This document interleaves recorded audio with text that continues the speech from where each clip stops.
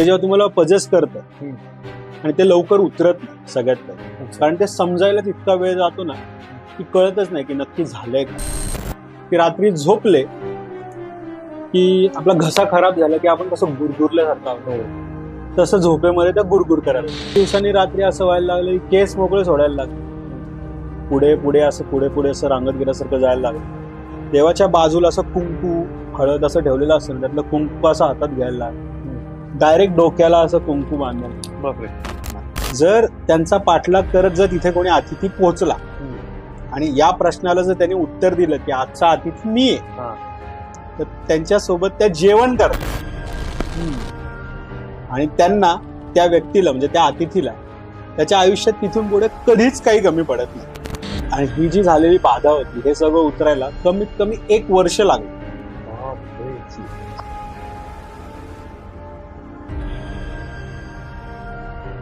नमस्कार, राम राम, जय Khandesh. Cutting pay meeting by Chetan Patil या पॉडकास्टवर तुम्हा सगळ्यांचं पुन्हा एकदा स्वागत आहे. मित्रांनो, चॅनल सबस्क्राईब केलं नसेल तर पटकन करून घ्या, कारण नंतर तुम्हाला अजिबात वेळ मिळणार नाही. मित्रांनो, खऱ्या आयुष्यातील हॉरर एक्सपिरियन्सच्या या सिरीजमध्ये आजच्या पॉडकास्टचे आपले गेस्ट आहेत आमचे मित्र मकरंद. मकरंद सर, आज आपण तुमच्या आयुष्यातील खरे एक्सपिरियन्स आपण इथे ऐकून घेऊयात. नक्कीच. सर्वात आधी तुमचं खूप खूप स्वागत, तुम्ही आमच्या पॉडकास्टवर आलात. आपण चहा घेऊयात आणि आपल्या पॉडकास्टला सुरुवात करूयात.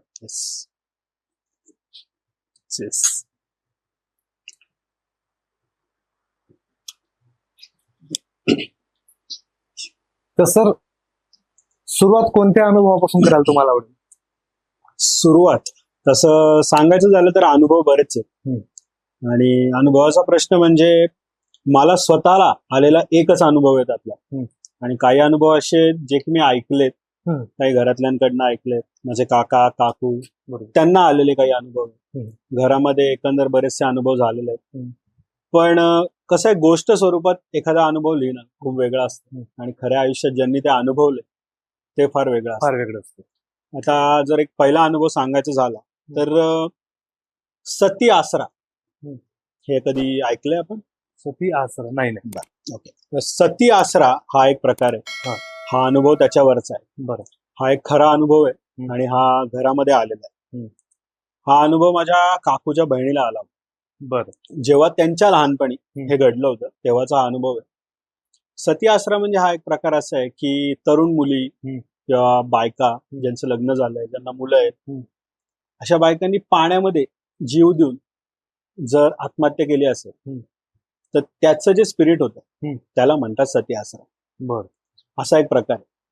आणि या सती आश्रमामध्ये सांगायचं झालं तर ते कसं असतं की ते जेव्हा तुम्हाला पजेस करतं आणि ते लवकर उतरत नाही सगळ्यात पहिले, कारण ते समजायला तितका वेळ जातो ना की कळतच नाही की नक्की झालंय का. तर हा माझ्या काकूच्या बहिणीला आलेला अनुभव आहे. त्या लहानपणी खेडेगावात राहायचं, तर मग खेडेगावामध्ये कसं घरामध्ये पाण्याची सोय नाही, त्याच्यामुळे काय ओढ्यावर अंघोळीला, कपडे धुवायला असे अनेक प्रकार घडायचे. आणि आपल्या घरामध्ये एक मान्यता असते की मुलींना किंवा घरातल्या बायकांना हे सांगितलं जातं की केस धुतले किंवा आता लेडीजचे काही लेडीज प्रॉब्लेम्स असतात त्याच्यानंतर जनरली केस धुतले जातात. तर अशा वेळी पाण्याच्या जवळ सहसा जाऊ नये. पाण्याच्या जवळ जर गेलं तर अशा काही घटना घडू शकतात. केस मोकळे वगैरे असतात. एक्झॅक्टली. तर आपण लोक आजकाल त्याच्याकडे दुर्लक्ष करतो. आजकाल ते एक फॅशन झाली, केस मोकळे सोडले की एकदम कूल वाटतं. पण आता हा लहानपणी एक हा अनुभव आलेला होता ज्याच्यामध्ये असं झालं की माझी काकू आणि तिची मोठी बहीण, कोंडी म्हणून गाव होतं, तिकडे राहत होते. घरामध्ये मोठी फॅमिली, काकू, तिची बहीण, मामा म्हणजे त्यांचे भाऊ वगैरे, आई वडील असं सगळं एकत्र राहत होते. आणि मग घरातलं सगळं सामान झालं, सगळं घरातलं आवरावरी झाली की घरातले जे कपडे आहेत ते आपले एकत्र करायचे, नंतर ते एका टब मध्ये किंवा बादलीमध्ये घ्यायचं, ओढ्याच्या साईडला जायचं, तिथे थांबायचं, तिथे व्यवस्थित कपडे वगैरे धुवायचे आणि दुपारच्या वेळेला कपडे वगैरे धुतले की मग तिकडनं परत यायचं. असं त्यांचं रुटीन. मग एक दिवसांनी दर दिवसाआड तिथे जायचं, सगळ्या गोष्टी करायच्या. असं करताना एक दिवशी त्या दोघी गेल्या तिथे. नेहमीप्रमाणे त्यांचं जे रुटीन होतं, कपडे वगैरे धुतले, सगळं झालं, कपडे वगैरे धुवून आपले बादली घेऊन परत निघाले. तर मोठ्या बहिणीने करायचे त्या दिवशी रात्री केस धुतले. आणि मग ते सगळं झालं, हे इथे घरी पोहोचले आपलं त्यांचं रुटीन आपलं रोजचं चालू झालं. काही दिवसानंतर रात्री हळूहळू त्यांच्या म्हणजे म्हणजे काकूची मोठी बहीण आहे, तिला हळूहळू रात्री थोडा त्रास व्हायला लागला. अच्छा. त्रास म्हणजे कसं की रात्री झोपले की आपला घसा खराब झाला की आपण कसं गुरगुरल्यासारखं होतो, तसं झोपेमध्ये त्या गुरगुर करायला लागल्या. अच्छा. तर पहिलं काय नक्की काय होतंय काय होतंय काय होतंय, ते घसा खराब झाला असेल किंवा काहीतरी त्रास होत असेल, या हिशोबाने थोडं दुर्लक्ष केलं की आता काहीतरी होतंय या हिशोबाने. तर ती गुरगुर गुरगुर गुरगुर जास्त वाढली, घशातनं आवाज यायला लागला. हळूहळू मग जे झोपेत गुरगुर व्हायची ते उठायला लागली रात्री मध्येच. रात्री मध्येच उठायची, इकडे तिकडे बघायची आणि असं थोडस ऍबनॉर्मल बिहेवियर हळूहळू हळूहळू सुरू झालं. समजायला तयार नाही नक्की होतंय काय. घरातले थोडं दुर्लक्ष करायचं की नाही कदाचित काहीतरी बरं नसेल किंवा काहीतरी होत असेल या हिशोबाने. एक दिवशी रात्री असं जसा 12 वाजायला जवळ आले, 12चा टाइम व्हायला लागला, तशी सगळे आजूबाजूला झोपले होते, मध्येच उठली आणि तिचे केस मोकळे केले, मान खाली घातली आणि कशी गुरगुरचं जे प्रमाण होतं ते हळूहळू वाढत लागलं. घरातल्यांना समजायला तयार नाही नक्की झालं काय होतंय. केस मोकळे सोडले रात्रीचं. मग हळूहळू तसं तिला झोपवलं, प्रयत्न केले की नाही चल जाऊ दे, नको लक्ष द्यायला, काहीतरी होतंय. काही दिवसांनी असं व्हायला लागलं की रात्री 12 वाजता बरोबर उठायची, केस मोकळे सोडायचे, गुरगुर करत दाराकडे चालायला लागली आणि अशा अंगात एक अशी विचित्र ताकद आल्यासारखं झालं की असं 2 लोकांना सुद्धा नाही का असं पकडलं जात नव्हतं, सहन होत नव्हतं, असं प्रकार सुरू झाला. काही दिवसांनी रात्री असं व्हायला लागलं की केस मोकळे सोडायला लागले, पुढे असं रांगत गेल्यासारखं जायला लागलं. देवाच्या बाजूला असं कुंकू हळद असं ठेवलेलं असतं ना, त्यातलं कुंकू असं हातात घ्यायला लागलं. डायरेक्ट डोक्याला असं कुंकू बांधायला लागलं. बापरे. डायरेक्ट डोक्याला कुंकू आणि गुरगुर करत एक आवाजात बदल झाला आणि मला आत्ताच्या आत्ता तिकडे जायचंय, मला ती बोलवती. हे एक जे रुटीन आहे ना, हे रोजचं रात्रीचं 12चं रुटीन सुरू झालं.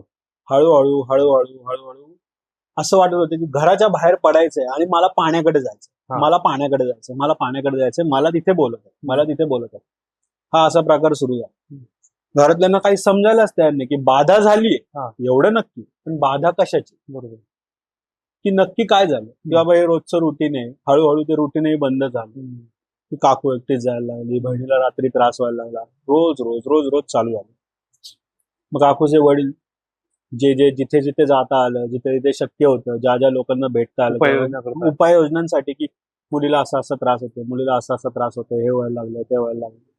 बरेच लोक बरेचसे उपाय सांगतात. प्रत्येक उपाय केला ना की तो उपाय उलटा पडतो आणि जो उपाय केला ना ते उपायानंतर त्याच्यामध्ये अजून जास्त प्रमाणात भर पडतो. मग शेवट तिथे गावामध्ये एक अशा ओल्डरली लेडी होत्या की ज्यांच्या हे लक्षात आलं की काहीतरी वेगळी बाधा आहे, जेणेकरून त्यातनं बाहेर पडणं फार गरजेचं आहे. आता पिराचे दगड असतात, पिराचे असे दगड ठेवलेले असतात. तसंच हा जो प्रकार आहे याचे सुद्धा 7 वेगवेगळ्या प्रकारचे दगड असतात. अच्छा. आणि हे जे दगड असतात ना, हे पाण्याच्या पशीच आपल्याला सापडतात. पाण्यापाशी ठेवलेले असतात. त्याची एक विशिष्ट प्रकारची पूजा केली जाते आणि ती पूजा आणि त्याच्यासाठी लागणारे बळी हे दिल्याशिवाय माणूस त्यातनं बाहेर पडत नाही. बापरे.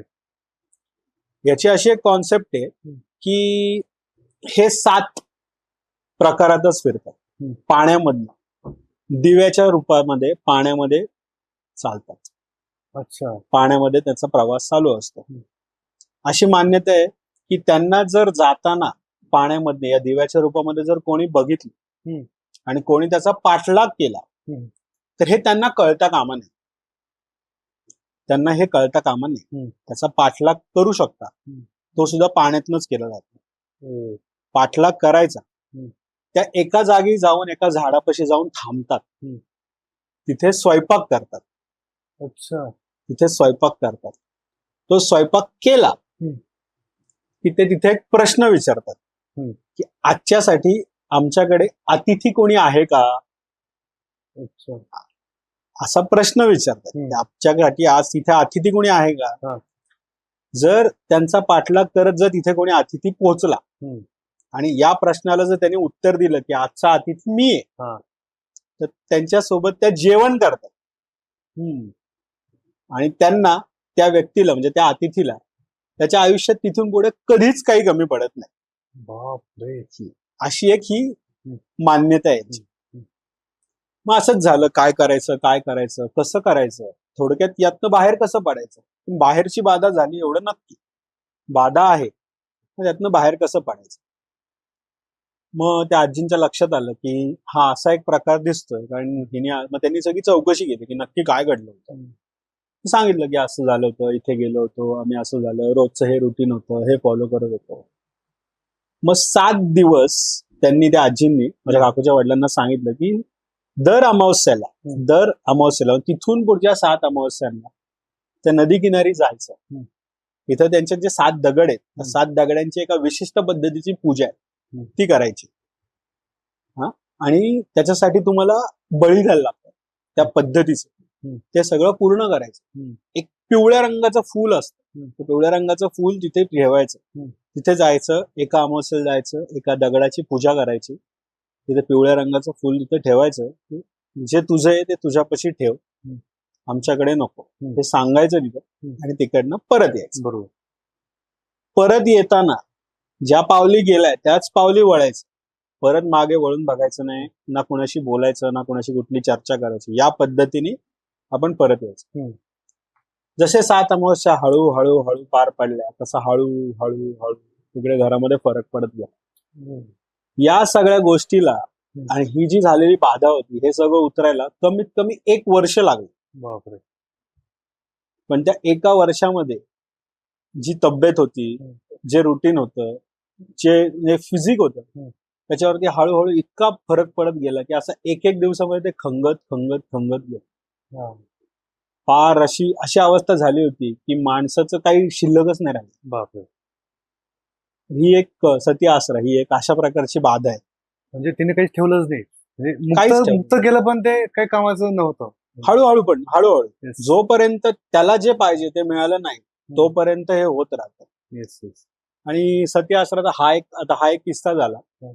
अजून एक किस्सा सेम माझ्या असा काकांचा आहे. त्यांच्याकडनं ही माहिती कळली की ते ट्रकवर असायचे. तर रात्री अपरात्री ट्रक चालवत परत यायचंय. येताना कधी कधी गाडी गरम झाली म्हणून गाडीच्या बंपर मध्ये पुढे पाणी टाकायला लागायचं, तेव्हा ती गाडी शांत व्हायची. पूर्वीचे ड्रग्स वगैरे त्या हिशोबाने.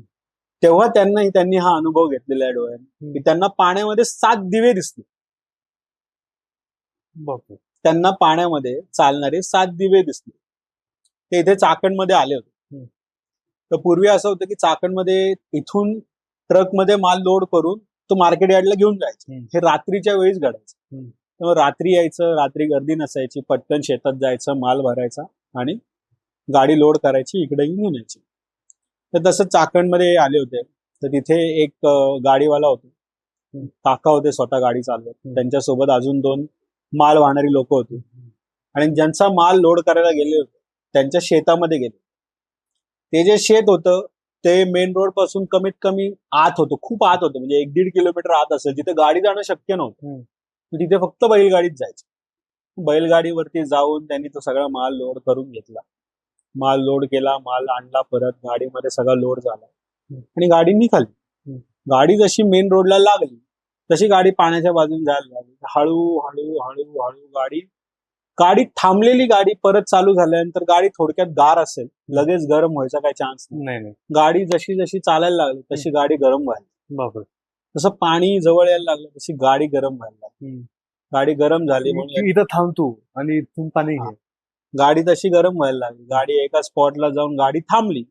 गाडी रोडला, हा मेन रोड आहे, मेन रोडला गाडी थांबली. मेन रोडच्या बाजूला लागूनच नदी. ट्रॅप. नदीपाशी जसे ते पोचले, पाणी घ्यायला वाकणार तेवढ्याच समोर जाताना 7 दिवे दिसले समोर.